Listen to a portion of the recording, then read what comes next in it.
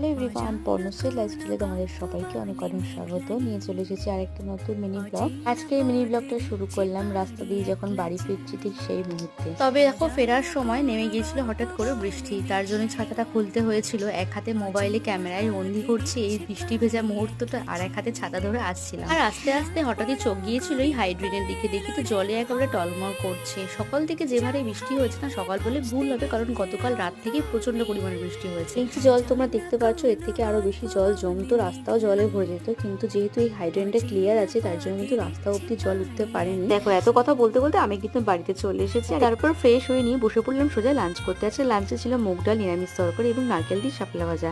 খাওয়া দাওয়া কমপ্লিট করে নিয়ে দেন মাকে বললাম একটু হট ব্যাগ তোমাকে ঘাড়ে শেক দিতে, কারণ কদিন আগে ঘাড়ে টান লেগে এত ব্যথা পেয়েছি কিছুতেই কমছে না। এই ব্যথা কমাতে শেক দেয়া। যাই হোক, শেক নেওয়ার পরপরই আমি না শুয়ে পড়েছিলাম, আর তারপরে যা ঘুমিয়েছি কি আর বলে। যাই হোক, ঘুম থেকে উঠে একটু টেলার্স দোকানে গেছিলাম, দেন ফিরে এসে খেলাম চা বিস্কিট।